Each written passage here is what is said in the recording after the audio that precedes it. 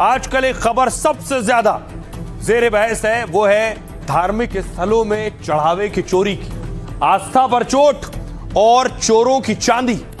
सिर्फ एक मंदिर नहीं, सिर्फ अयोध्या का राम मंदिर नहीं, देखिए जरा अलग अलग मंदिरों से ऐसी खबरें आ रही हैं, ऐसे आरोप लग रहे हैं और ऐसे दावे किए जा रहे हैं, चाहे वो बद्रीनाथ धाम हो, बगलामुखी हो, नलखेड़ा का अयोध्या का राम मंदिर हो या नागौर का बुटाटी मंदिर हो।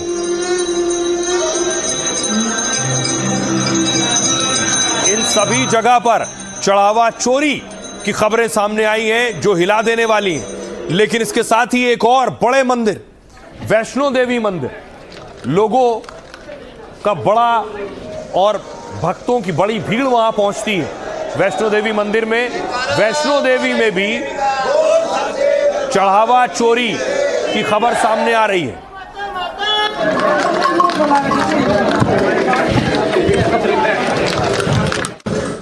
देखिए जरा किस किस मंदिर से कितना कितना चढ़ावा चोरी की खबर मिल रही है। सबसे पहले देखिए वैष्णो देवी मंदिर कटरा में 500 करोड़ रुपए से ज्यादा की चोरी का दावा किया जा रहा है, आरोप लग रहा है। बद्रीनाथ धाम, यहां भी करोड़ों की चोरी का आरोप लग रहा है, आंकड़े साफ नहीं है। राम मंदिर अयोध्या में विपक्ष कह रहा है 200 करोड़ की चोरी हुई है, तो ट्रस्ट के कोषाध्यक्ष ने कहा है 3 करोड़ की चोरी हुई है। बुटाटी धाम नागौर में 23 करोड़ के धांधली और घपले का आरोप है। एक और मंदिर बगलामुखी नलखेड़ा में करोड़ों की चोरी हुई है, यह दावा किया जा रहा है। अब सवाल यह है, अलग अलग मंदिरों से खबरें मिल रही है, लेकिन वैष्णो देवी से खबर आना और ज्यादा चौंकाता है। रिपोर्ट देखिए जरा।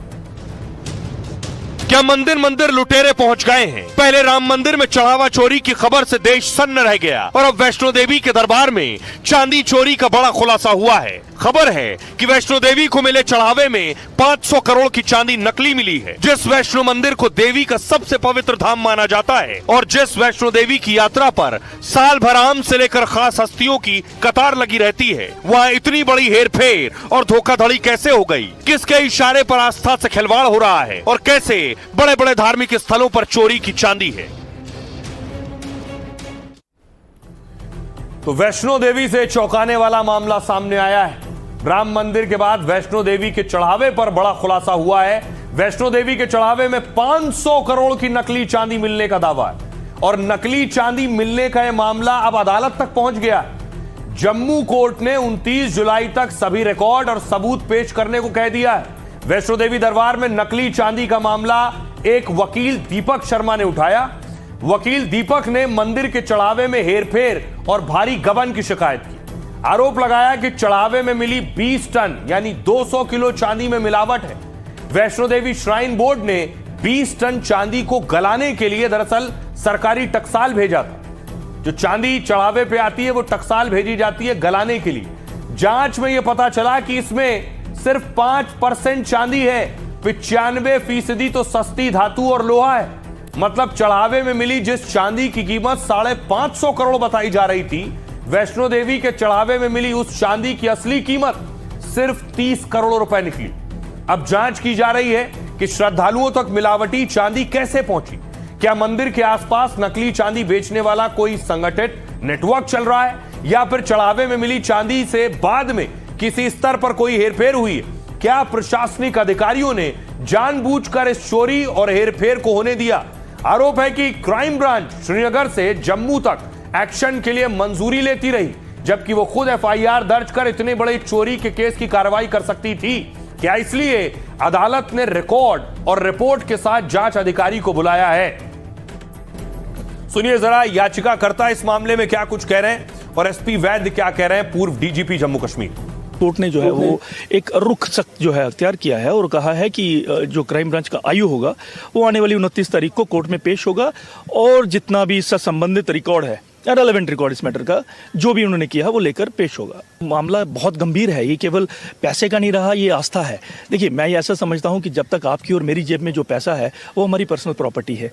जब वो पैसा जैसे ही आप किसी डेटी को, किसी उस परमात्मा को, भगवान को कहीं भी चढ़ाते हैं तो वो आप इन ट्रस्ट वहाँ पे उसको देते हैं।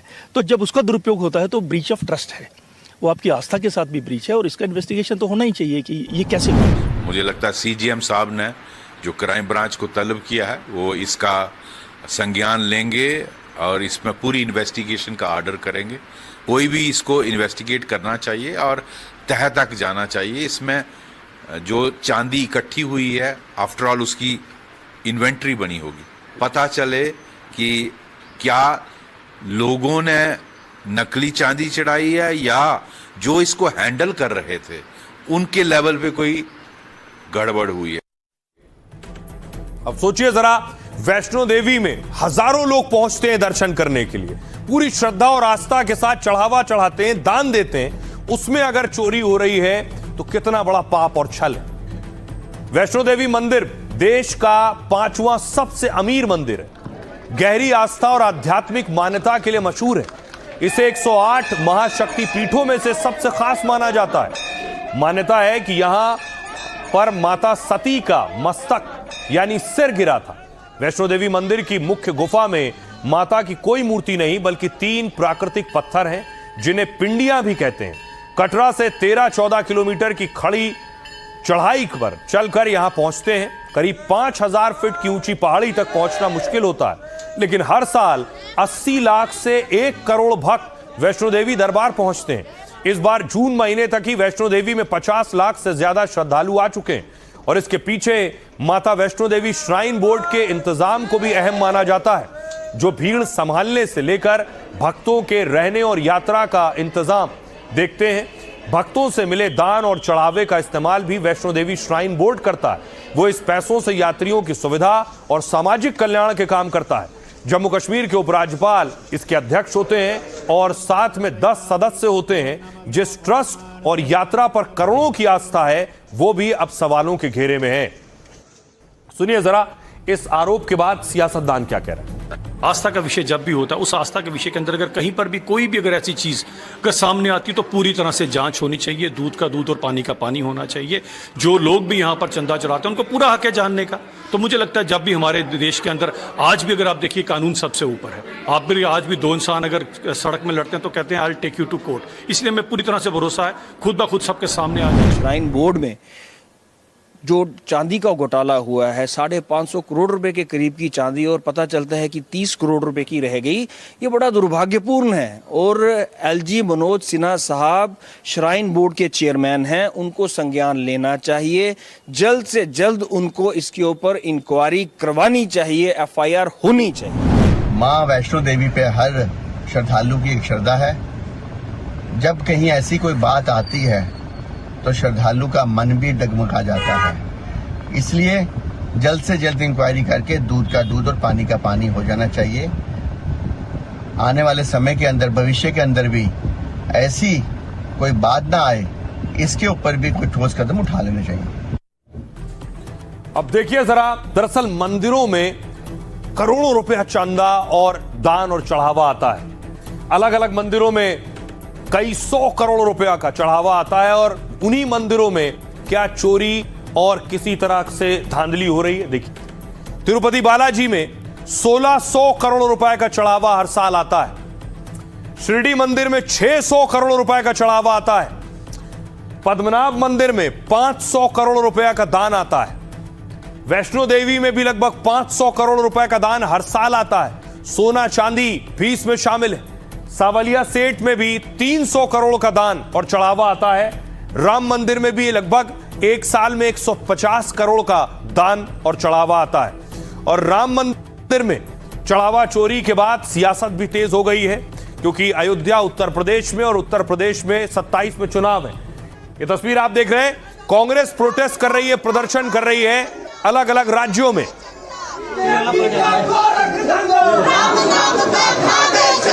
बीजेपी का यही है धंधा, राम नाम का खाने चंदा। बीजेपी का देखो धंधा, राम नाम का खाने चंदा। बीजेपी का देखो धंधा, राम नाम का खाने चंदा। गद्दी छोड़, चंदा छोड़, गद्दी छोड़, गद्दी छोड़, गद्दी छोड़। प्रोटेस्ट करने के बाद कांग्रेस के कार्यकर्ताओं ने मंदिर पहुंचे वो और मंदिर में भजन किया।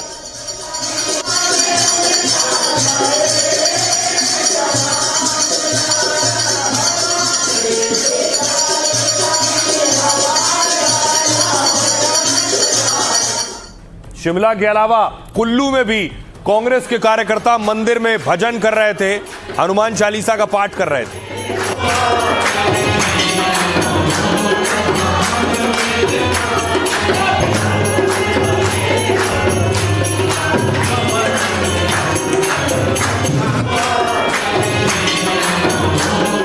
ट्रस्ट की कोशिश यह है कि राम मंदिर में कैसे स्थितियां दुरुस्त हो, इसलिए सीईओ का पद निकाला गया है। लेकिन सीईओ के पद की योग्यता क्या होगी, ये मैंने कल आपको बताया था। लेकिन सीईओ के लिए पहला आवेदन किसने दिया है?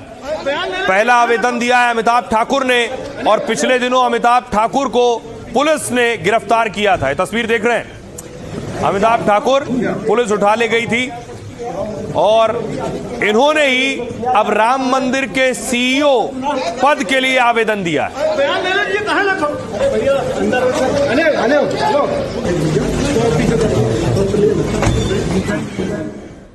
अब देखिए जरा कि ट्रस्ट के सीईओ क्या अमिताभ ठाकुर बन जाएंगे? हैं कौन अमिताभ ठाकुर, आपको बताऊं। ट्रस्ट के नए सीईओ पद के लिए, ये पूर्व आईपीएस है, अमिताभ ठाकुर ने भी अप्लाई किया है। उन्होंने कहा सीईओ के लिए जो अनुभव मांगा है मैं उसमें बिल्कुल फिट बैठता हूं। अमिताभ ठाकुर ने स्वयं को हिंदू सांस्कृतिक परंपरा से जुड़ा हुआ बताया। साल 2021 में अमिताभ ठाकुर यूपी में आईजी के पद से रिटायर हुए थे। उत्तर प्रदेश के कई जिलों में एसपी और एसएसपी के पद पर भी तैनात रहे। नौकरी करते वक्त अमिताभ ठाकुर का नाम कई बार विवादों से जुड़ा। उन्होंने कई बार बड़े राजनेताओं के खिलाफ सीधा मोर्चा खोल दिया। 2015 में उन्होंने मुलायम सिंह यादव पर धमकी देने का आरोप लगाया। अमिताभ ने उनका ऑडियो वायरल किया, जिसके बाद खूब बवाल हुआ।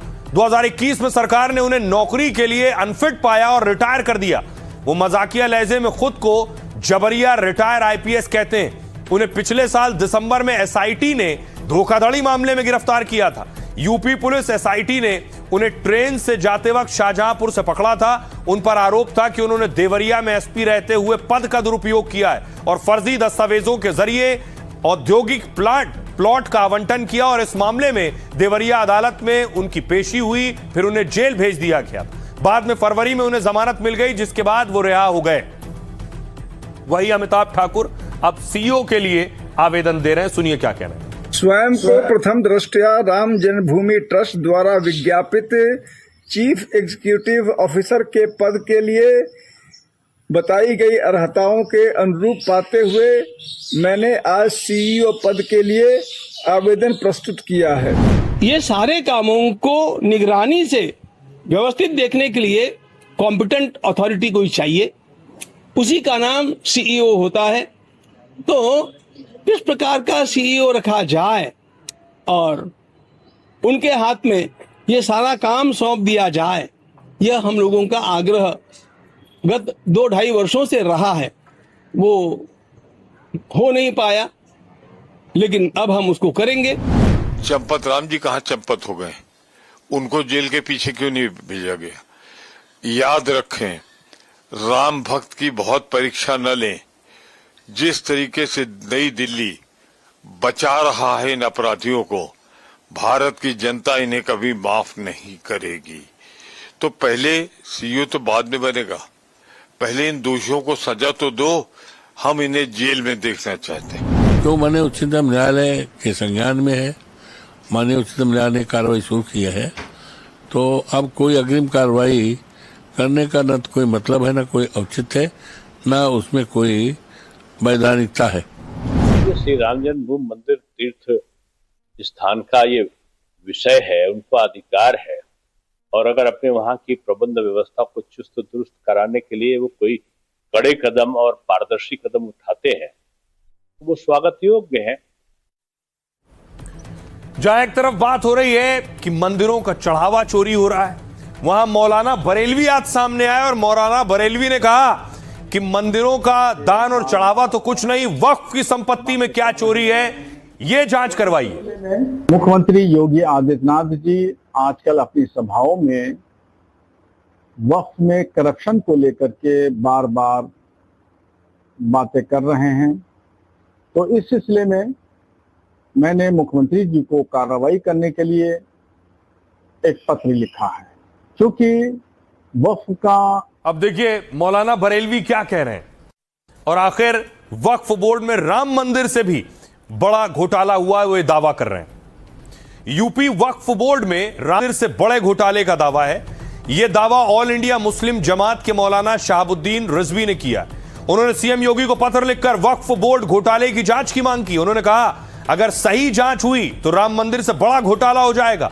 मौलाना रिजवी ने समाजवादी पार्टी को भी इसका दोषी ठहराया। उन्होंने कहा सपा सरकार के दौरान वक्फ संपत्ति का अवैध कारोबार हुआ। सपा कार्यकाल में ही वक्फ के जिम्मेदार लोगों ने जमीन का सौदा किया। अगर इन जमीनों का सही इस्तेमाल होता तो मुसलमानों की गरीबी दूर हो जाती। यूपी में सुन्नी वक्फ बोर्ड पर उन्होंने कहा कि यूपी में सबसे ज्यादा वक्फ प्रॉपर्टी सुन्नी बोर्ड के पास है। दावा है सुन्नी वक्फ बोर्ड की जमीन 6 लाख करोड़ से ज्यादा है। सुन्नी वक्फ बोर्ड राज्य में 2 लाख संपत्तियों पर मालिकाना हक का दावा करता है। यूपी में शिया वक्फ बोर्ड के पास 15,000 से ज्यादा संपत्तियां और क्षेत्रफल की बात करें तो ये लगभग 20,000 एकड़ से ज्यादा है। हालांकि दावा है कि अधिकतर वक्फ संपत्ति सरकारी जमीन पर बनी हुई है। सुनिए जरा क्या कुछ कह रहे हैं मुस्लिम धर्मगुरु। मैंने पत्र के माध्यम से मुख्यमंत्री योगी आदित्यनाथ जी से कहा है कि 30 साल के सपा के शासनकाल का जांच कराएं ताकि दूध का दूध और पानी का पानी हो। अगर सही तरीके से मुख्यमंत्री जी जांच करा दें तो राम मंदिर का चंदा चोरी लोग भूल जाएंगे।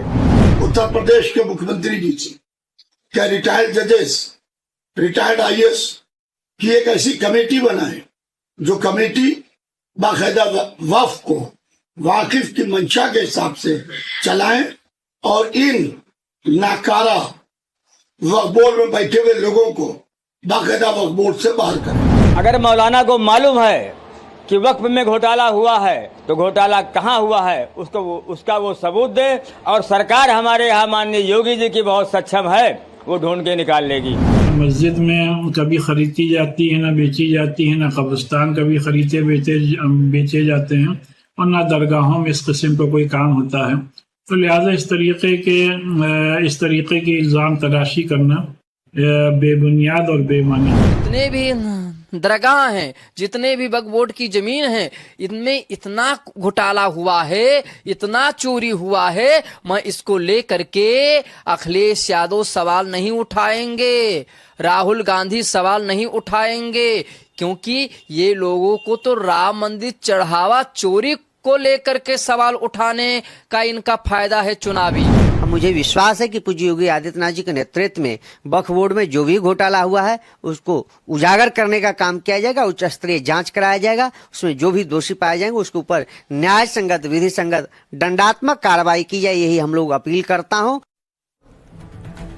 और ये जब बात हो रही है मंदिर की, वक्फ बोर्ड की, इस बीच एक और बवाल पिछले दिनों जो मध्य प्रदेश से सामने आया था भोजशाला को लेकर, जिस पर कोर्ट का फैसला था कि यहां पूजा होगी, वो मामला सुप्रीम कोर्ट पहुंच गया। सुप्रीम कोर्ट में आज भोजशाला में हाई कोर्ट के फैसले को चुनौती दी गई थी।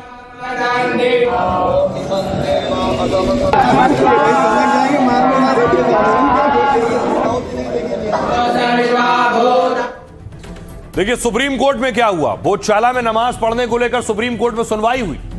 इस सुनवाई के बाद सुप्रीम कोर्ट ने एमपी सरकार को निर्देश जारी किया और भोजशाला के पास नमाज के लिए खुली जगह देने को कहा। कोर्ट ने कहा कि हर शुक्रवार 1 से 3 बजे तक नमाज की जगह दी जाए। इससे भोजशाला के अंदर होने वाली पूजा पाठ पर कोई असर नहीं पड़ेगा। मुस्लिम समुदाय को एक जगह दी जाएगी जहां वो नमाज पढ़ सके। पहले भोजशाला में मंगलवार को पूजा होती थी और शुक्रवार को नमाज होती थी, लेकिन हाईकोर्ट के फैसले के बाद नमाज पर रोक लगा दी गई थी। मुस्लिम पक्ष ने सुप्रीम कोर्ट में मध्य प्रदेश हाईकोर्ट के फैसले को चुनौती दी थी। एमपी हाईकोर्ट ने भोजशाला परिसर को मां सरस्वती का मंदिर माना था। हाईकोर्ट ने फैसला एएसआई सर्वे और बाकी सबूतों के आधार पर सुनाया था।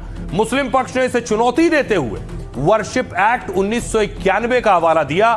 सुप्रीम कोर्ट में मुस्लिम पक्ष बोला ऐसी व्यवस्था बदलना कानूनी रूप से गलत है और सुप्रीम कोर्ट ने फिलहाल नोटिस जारी किया है, आगे इस पर सुनवाई होगी। दरअसल भोजशाला का निर्माण 1034 में राजा भोज ने कराया था। राजा भोज विद्वान थे और यहां मां सरस्वती की आराधना करते थे। फिर 1305 में अलाउद्दीन खिलजी ने धार में इस्लामी राज्य की स्थापना की और भोजशाला समेत कई धार्मिक स्थलों को ध्वस्त कर दिया। महमूद खिलजी द्वितीय ने मस्जिद बनाने की कोशिश की, बाद में मकबरा बनवाया।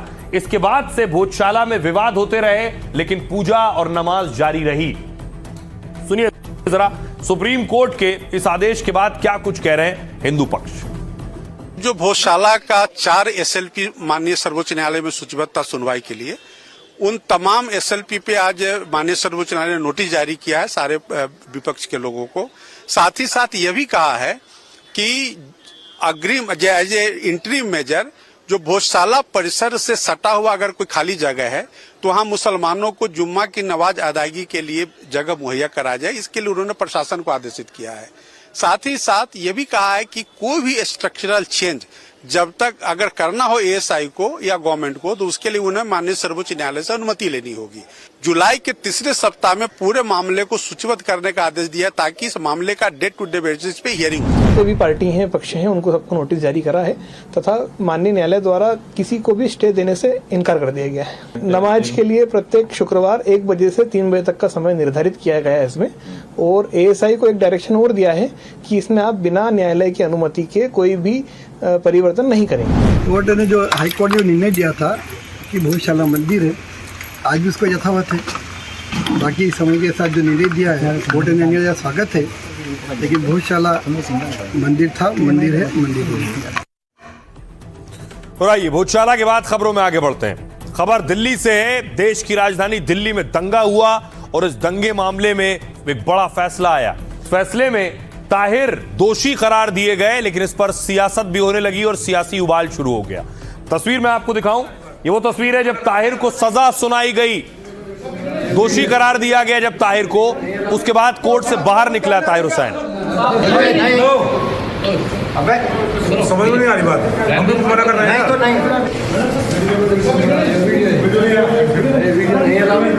आपको कुछ कहना है क्या? इंसान क्या कहना चाहते हैं सर, बताइए।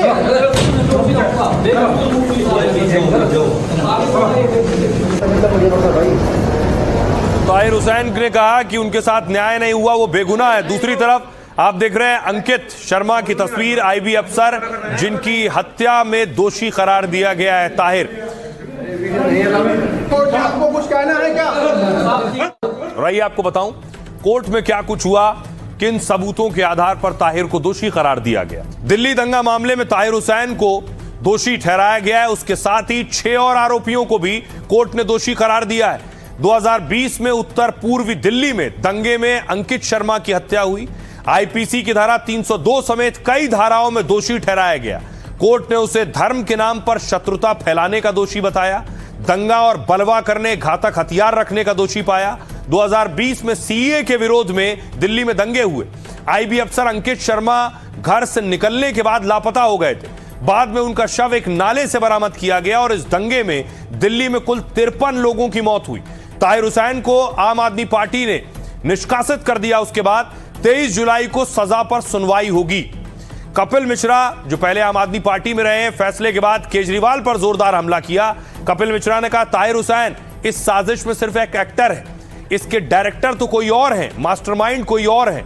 जिसने ताहिर हुसैन के हाथों में खंजर दिया, ताहिर हुसैन को केजरीवाल के समर्थन का भी दावा। अरविंद केजरीवाल ने बीजेपी के हमलों का जवाब दिया, कहा ताहिर हुसैन को बहुत पहले पार्टी से निकाल दिया गया, चंदा चोरी को लेकर बीजेपी RSS को घेरा है। गौरव भाटिया ने कहा आज भी केजरीवाल ताहिर हुसैन को संरक्षण दे रहे हैं। दिल्ली में दंगे हुए थे क्योंकि संसद में CAA पारित हुआ। राहुल गांधी, सोनिया गांधी ने एक माहौल बनाया। आज मैं उनसे पूछूंगा कि भारत के कितने मुसलमानों की नागरिकता चली गई। सुनिए जरा फैसले के बाद सियासतदान क्या कह रहे हैं। अभी केवल एक्टर पकड़ा गया है। अभी इस पूरे दंगों के जो मास्टरमाइंड हैं, जो डायरेक्टर हैं, उनका अभी उनके साथ न्याय होना बाकी है। और कुछ न्याय कोर्ट में होंगे, कुछ न्याय न्यायालय में होंगे और कुछ न्याय ईश्वर की अदालत में भी होंगे। कोर्ट का फैसला है, उस पर हम क्या कह सकते। रास्ता है कि सेशन से आया है तो उसमें हाई कोर्ट मूव करेंगे और उम्मीद है कि इंसाफ होगा। जो एविडेंसेस कलेक्ट किए, क्या हुआ क्या नहीं, क्योंकि कोर्ट का मामला है, मैं नहीं कहता, लेकिन उसका नाम ताहिर है, ये बड़ी चीज है। अगर उसका नाम कपिल होता वो भी बरी हो जाता। जब अंकित शर्मा अपने कर्तव्य का पालन करके भीड़ के सामने आता है तो ताहिर हुसैन वो गुंडा है जो आम आदमी पार्टी में अरविंद केजरीवाल का दाहिना हाथ था, जिसने भड़काऊ बयान दिए और जिसने इस पूरी घटना को अंजाम दिया।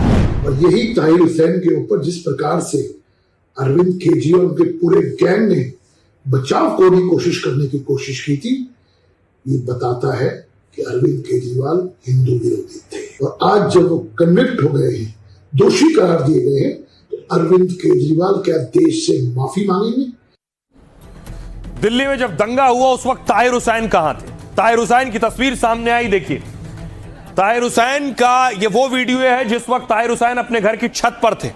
सबको बता रहा है कि पत्थर बरसा और कहाँ कहाँ मारो। देखो हाथ में खुद डंडा लेके और ये जा रहा है मारने के लिए। देखो हाथ में लाठी लेके बता रहा है डंडे लेके कैसे मारने। ये सबको बता रहा है कि मारो सब जाके हिंदू। ये सारा ताहिर ही करवा। देखो वो ट्रे में ले जा रहा है पत्थर भर भर के। देखो सारा ये देखो ताहिर करवा रहा है। अभी भी उसने 2 को फोन किया कि भाई लगा रहा। दिल्ली दंगे के दौरान की तस्वीरें हैं। उसके बाद कुछ और तस्वीरें आई थी। दावा किया गया ये ताहिर हुसैन की छत है और दावा किया गया कि वहां से पेट्रोल बम भी फेंके गए।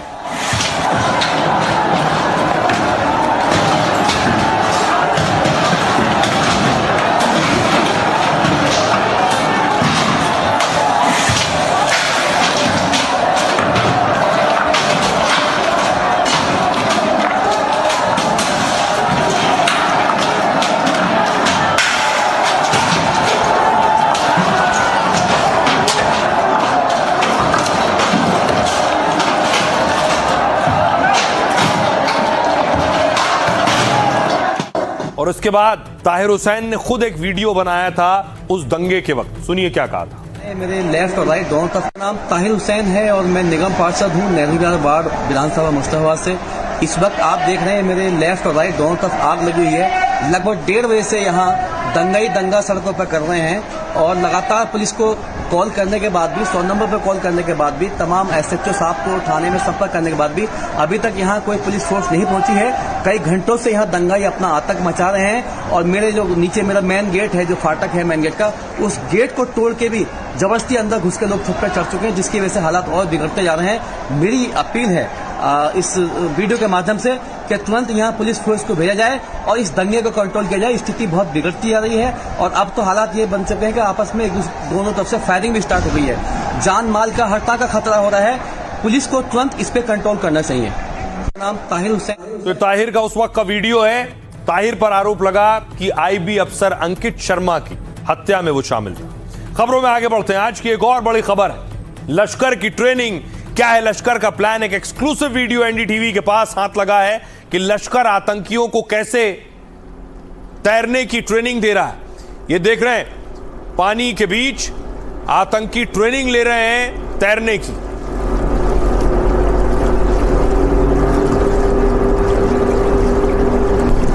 ये लश्कर के आतंकी हैं और क्या सवाल इस तस्वीर के बाद ये कि लश्कर किसी बड़ी प्लानिंग में लगा है, किसी बड़ी साजिश में की तैयारी में है।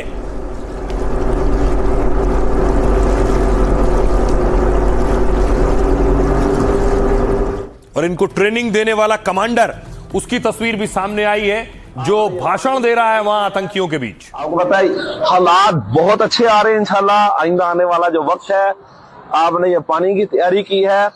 आपको बताइए हमारे पानी का मसला क्या है कि पीछे इंडिया बैठा है और आप माशाल्लाह सुन रहे हैं हमारे वजीर और इन सब ने क्या कहा है कि हमारा पानी बंद करेगा, हम उसकी सांस बंद कर देंगे इस साल 2026 में। मेरी बात सुन लें, 2026 में ना पानी के मसले पे कुछ हो जाना है, ठीक है। इंशाल्लाह अल्लाह ताला ना बहुत ही हमें आजादियां गल्बे फतूहात देगा इंशाल्लाह ताला। मैं आपको ये कह रहा हूं, तो तैयारी जरूरी है कि नहीं है। तो आतंकी ये खुद अपनी जुबान से कह रहा है कि वो बड़ी तैयारी में लगा हुआ है। इस वीडियो के बारे में जो मिली, आतंकी संगठन लश्कर तैयबा भारत के खिलाफ साजिश में जुटा है। लश्कर की ट्रेनिंग का ये वीडियो है। मोस्ट वांटेड आतंकी राणा मोहम्मद अशफाक ट्रेनिंग दे रहा है। आतंकी राणा मोहम्मद अशफाक खुद स्विमिंग पूल में उतरकर तैराकी कर रहा है। सूत्रों के मुताबिक उसके नेतृत्व में आतंकियों को तैराकी सिखाई जा रही। ताकि वो पानी के रास्ते आने जाने की कठिन परिस्थितियों से निकलने के लिए तैयार हो सके। लश्कर आतंकियों को एआई से लेकर साइबर युद्ध की ट्रेनिंग दे रहा है। वीडियो में आतंकियों को मंगला डैम में पानी की ट्रेनिंग भी लेते देखा गया। मंगला डैम का नाम पहले भी कई बार चर्चा में आ चुका है। अगर आपको याद हो, 26/11 मुंबई आतंकी हमले में शामिल अजमल कसाब की भी यहीं ट्रेनिंग हुई थी। आतंकी हमले में शामिल दूसरे आतंकियों को भी तब यहां ट्रेनिंग दी गई थी। कई रिपोर्ट के मुताबिक उनकी ट्रेनिंग का एक हिस्सा मंगला डैम में हुआ था।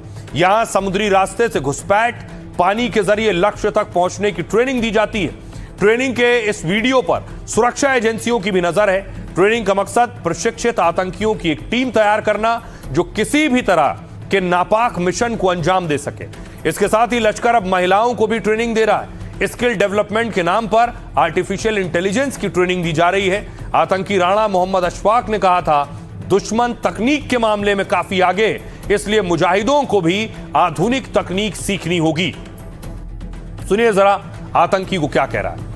आपने कश्मीर को आज तक देखा नहीं और कश्मीर के बारे में आप बात कर रहे हैं, और इसकी बुनियाद पर अपने आप को समझना कि अब हमें शऊर आ गया है, अब हमारे अंदर इल्म आ गया है। ये प्रीमेच्योर डिजीज है, शायद जिसका जो मुझे लाहक हो चुकी है, मैं इसको सफर कर रहा हूं। इसका इलाज होना चाहिए बीमारी का, ना कि उसको जनाब एक थिंकर बनाकर पूरी कौम का जो बेड़ा गर्क कर रहा है और पूरी कौम को गलत रास्ते के ऊपर लेकर आ रहा है। मैं समझता हूं कि सोशल मीडिया के अंदर हमारा किरदार इंतहाई जिम्मेदार पाकिस्तानी का किरदार होना चाहिए।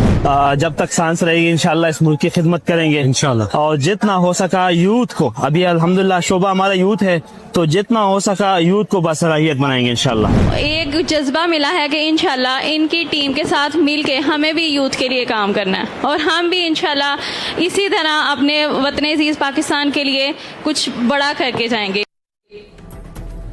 तो हाफिज सईद ये साजिश रच रहा है और हाफिज के खिलाफ भारत में गैर जमानती वारंट इशू है।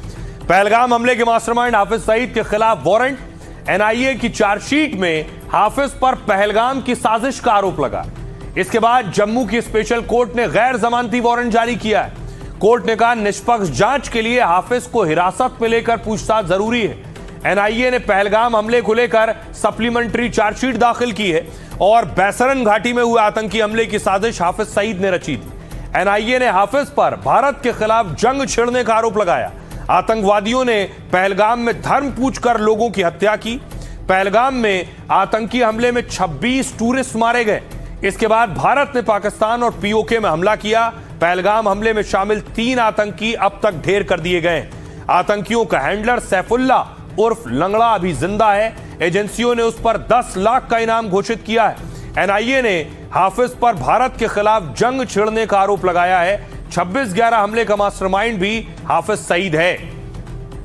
आइए सुनवाता हूं आपको, सुनिए जरा डिफेंस एक्सपर्ट क्या कह रहे हैं इसमें। अब ये जो वारंट है, ये गवर्नमेंट ऑफ इंडिया को अब जो है देना पड़ेंगे, इंटरपोल वगैरह को वहाँ से रेड कॉर्नर नोटिस निकालेंगे ताकि हाफिज सईद को पकड़ के यहाँ पे लाया जाए।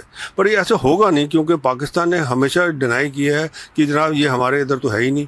अब दुनिया को पता लग गया है कि भाई जब कोर्ट्स ने जब संज्ञान ले लिया है, इसका मतलब कुछ ना कुछ तथ्य जो हिंदुस्तान बताता है इन लोगों के बारे में बिल्कुल सही है। और अब जो बाकी वर्ल्ड ओपिनियन भी जो है वो पाकिस्तान और ये जो टेररिस्ट हैं उनके खिलाफ। लश्कर का जहां भी फुटप्रिंट मिलता है बड़े बड़े हमलों का, उसमें डेफिनेटली इसकी क्लियरेंस के बगैर नहीं होता है, इसकी ही कॉन्स्पिरेसी होती है। पहलगाम का हमला हुआ, मुझे खुशी है कि इन्वेस्टिगेटर्स ने, एनआईए ने इसको लाया उसमें और इसके खिलाफ सबूत के साथ कोर्ट को कन्विंस किया ताकि वो नॉन बेलेबल वारंट इशू करे, ताकि हम इसको बाद में एग्जीक्यूट करने के लिए पाकिस्तान को भेजें, सीबीआई, इंटरपोल की मदद लें। ये सारा प्रोसेस किया जा सकता है। तो हाफिज सईद के खिलाफ वारंट जारी हुआ है। हाफिज सईद भारत के खिलाफ साजिश रच रहा है और भारत अपनी तैयारी को बढ़ा रहा है। भारत को पता है कि ऑपरेशन सिंदूर के वक्त जो हमने जवाब दिया था, अगली बार उससे बड़ा जवाब देना है। ऑपरेशन सिंदूर की यादें अभी भी पाकिस्तान में ताजा हैं। आतंकियों को अभी भी डरावने सपने आते हैं, इसलिए भारत अब बड़ी तैयारी कर रहा है।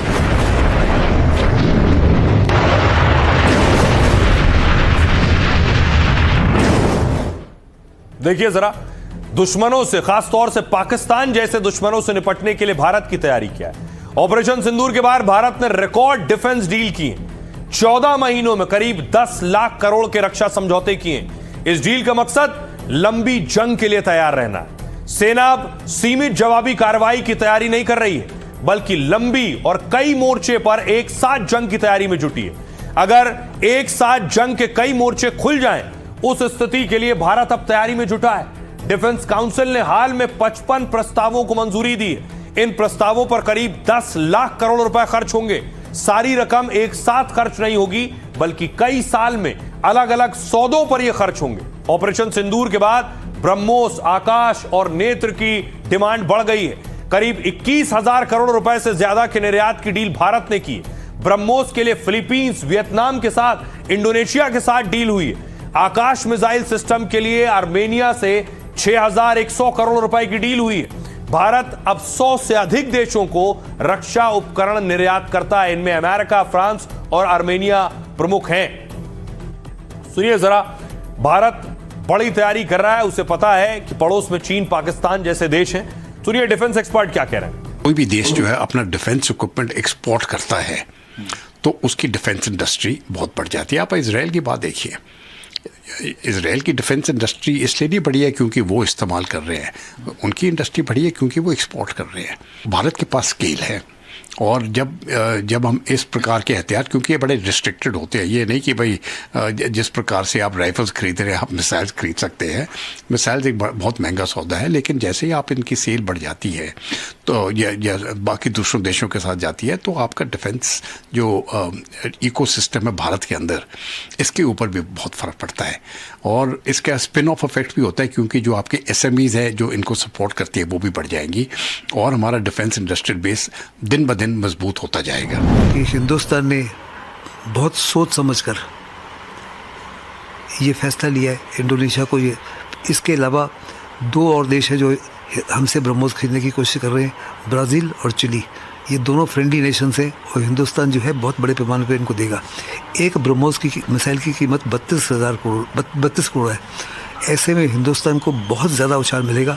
हमारे यहाँ जॉब्स क्रिएट होंगी, हमारे MSME को, स्मॉल सेल इंडस्ट्री को काफ़ी उछाल मिलेगा। तो आप सुन रहे थे एक्सपर्ट्स को कि भारत क्या तैयारी कर रहा है। आपको बताता हूं भारत की एक और बड़ी तैयारी कि दुश्मनों पर नजर भी रखनी है।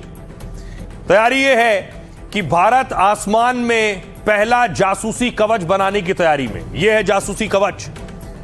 20 किलोमीटर की ऊंचाई तक यह दुश्मन पर नजर रखेगा, निगरानी और खुफिया जानकारी जुटाने में सक्षम होगा। और खास बात यह है कि यह भारत का एयरशिप पूरी तरह स्वदेशी है। इस पर करीब 15,000 करोड़ रुपए का खर्च आएगा, लगभग ऐसा ही दिखता है। और इस प्रोजेक्ट को रक्षा परिषद की मंजूरी मिल चुकी है। यह एयरशिप महीनों तक लगातार निगरानी करता रहेगा। इसमें ऑप्टिकल सेंसर, रडार और इलेक्ट्रॉनिक इंटेलिजेंस सिस्टम लगे होंगे, जिससे दुश्मन की गतिविधियों पर नजर रखने में मदद मिलेगी। DRDO पहले ही इस तकनीक पर काम कर चुका है। 2025 में MP में 17 किलोमीटर ऊंचाई तक एयरशिप को उड़ाया गया था। यह थी भारत की तैयारी कि न सिर्फ दुश्मन को जवाब भी देना है, बल्कि दुश्मन पर नजर रखनी उसकी हर हरकत पर। खबरों में आगे बढ़ते हैं। आज की एक और खबर है कि कैसे एक डॉन के और गैंगस्टर के घर पर कोई बुलडोजर चला गया। गैंगस्टर रोहित गोदारा के घर पर चल गया बुलडोजर। आपने देखा होगा, इससे पहले सामान्य तौर पर अथॉरिटी जाती है, बुलडोजर चलाती है। एक तस्वीर आई है यूपी के संभल से। संभल में अवैध ईदगाह पर बुलडोजर चला है। दावा है कि जमीन पर कब्जा कर यह निर्माण किया गया था।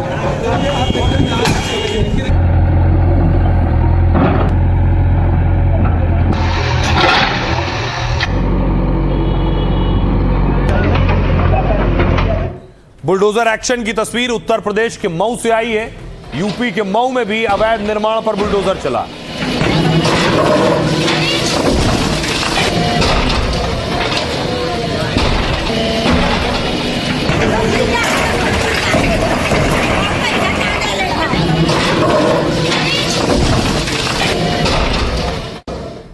अगली तस्वीर देखिए, दिल्ली में भी बुलडोजर एक्शन हो रहा है। ये देश की राजधानी दिल्ली में बुलडोजर चला है।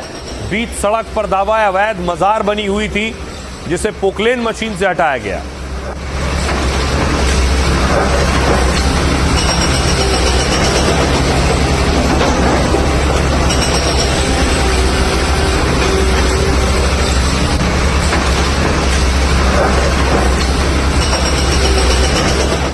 लेकिन दूसरी तरफ देखिए जरा, लॉरेंस के करीबी रहे रोहित गोदारा के घर पर बुलडोजर चल गया। गैंगस्टर के घर पर को बुलडोजर से ढहा दिया गया।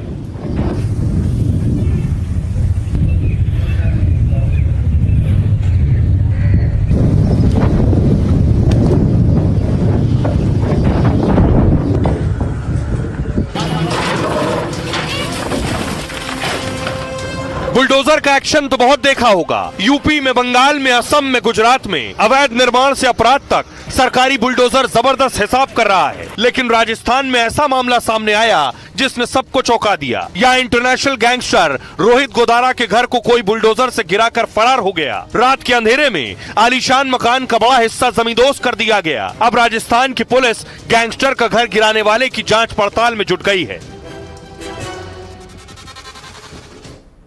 अब देखिए हुआ क्या खेल। लॉरेंस का करीबी रोहित गोदारा, भारत से अमेरिका तक वांटेड गैंगस्टर के घर को जेसीबी से गिरा दिया गया। बीकानेर में हुई इस कार्रवाई से पूरे इलाके में हड़कंप है। प्रशासन की तरफ से कहा गया कि इसमें उनकी कोई भूमिका नहीं है, यानी न पुलिस ने गिराया न प्राधिकरण ने गिराया। राजस्थान पुलिस अब यह जांच कर रही है कि गोदारा का घर आखिर किसने गिरा दिया बुलडोजर लाकर। दरअसल गोदारा बीकानेर का रहने वाला है, यहां उसका पुश्तैनी घर है। हालांकि घर में कोई नहीं रहता क्योंकि उसके माता पिता जेल में बंद हैं। इस साल मई में एक फिरौती के मामले में उन्हें गिरफ्तार किया गया था। साल 2022 में फर्जी पासपोर्ट पर गोदारा भारत छोड़कर फरार हुआ। अभी वो अमेरिका में रहकर गैंग के लिए हत्या, रंगदारी जैसे अपराध कर रहा है। अमेरिकी एजेंसी FBI ने उसका नाम निज्जर हत्याकांड से जुड़े मामले में दर्ज किया।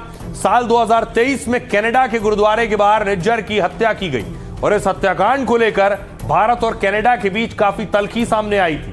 अमेरिका ने इस हत्याकांड को लेकर उसका नाम वांटेड लिस्ट में दर्ज किया है। फिलहाल इस इंटरनेशनल गैंगस्टर का घर राजस्थान में किसी ने जमींदोज कर दिया है। पुलिस इसकी जांच कर रही है।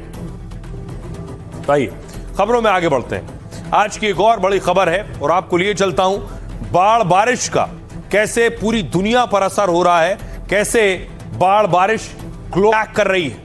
दुनिया के अलग अलग राज्यों से, देशों से तस्वीरें सामने आ रही हैं। चीन की तस्वीर देखिए। चीन में देखिए एरियल व्यू है, आसमान से देखिए जरा, चारों तरफ पानी पानी नजर आ रहा है, घर डूबे हुए हैं।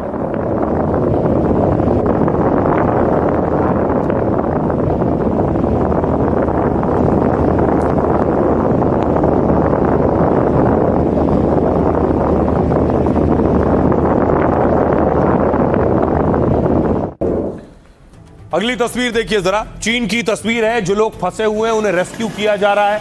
प्रशासन की टीम वहां पहुंची है, लोगों को निकाल रही है।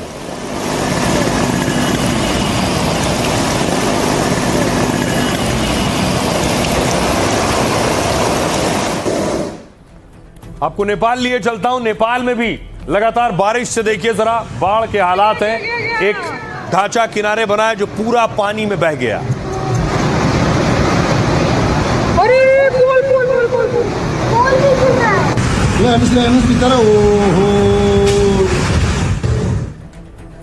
तो राइट, अब बारी है लाइफ का फंडा की। खास जल्दबाजी कड़ी मेहनत और बड़ी कोशिश को भी नाकाम कर देती है। धैर्य के साथ मेहनत करेंगे तभी कामयाबी और टारगेट भी मिलेगा। एक कहानी के जरिए गौतम बुद्ध ने लाइफ का एक बड़ा फंडा दिया। एक बार महात्मा बुद्ध अपने शिष्यों के साथ कहीं जा रहे थे। रास्ते में उन्हें कई छोटे छोटे गड्ढे दिखे। कोई गड्ढा आधा फीट गहरा था, कोई 2 फीट तो कोई 3 फीट, लेकिन कोई गड्ढा ज्यादा गहरा नहीं था। बुद्ध के एक शिष्य ने पूछा, गुरुजी, इन अधूरे गड्ढों का क्या रहस्य है? बुद्ध मुस्कुराए और बोले, इन्हें ऐसे शख्स ने खोदा है जो पानी की तलाश में था। उसने एक जगह खुदाई शुरू की, लेकिन थोड़ी देर बाद जब पानी नहीं मिला तो उसने सोचा कि शायद यहां पानी नहीं है। फिर वो दूसरी जगह चला गया, वहां भी कुछ देर मेहनत की, लेकिन धैर्य नहीं था तो तीसरी जगह खुदाई करने लगा। उसने कई जगह गड्ढे तो खोदे, लेकिन किसी एक जगह इतनी गहराई तक नहीं पहुंचा कि पानी मिल सके। शिष्य ने पूछा, अगर वो एक ही जगह पर लगातार मेहनत करता तो क्या उसे पानी मिल जाता? बुद्ध बोले, धरती के भीतर पानी है, लेकिन उसे पाने के लिए लगातार कड़ी कोशिश और धैर्य चाहिए था। अधूरी मेहनत और बार बार दिशा बदलने से केवल थकान मिलती है, कामयाबी नहीं। इस तरह महात्मा बुद्ध ने कहानी के जरिए लाइफ का बड़ा फंडा दिया। सिर्फ मेहनत नहीं बल्कि सही दिशा में मेहनत करना जरूरी है। बार बार लक्ष्य बदलने से सिर्फ ऊर्जा और समय बर्बाद होते हैं। इसलिए एक लक्ष्य चुनिए और उस पर टिके रहिए। तो जहां से जो अच्छा हासिल हो उसे अपनाइए, अपनी जिंदगी में उतारिए। अपना और अपनों का बहुत बहुत ख्याल रखिए। रुक रहे हैं ब्रेक के लिए।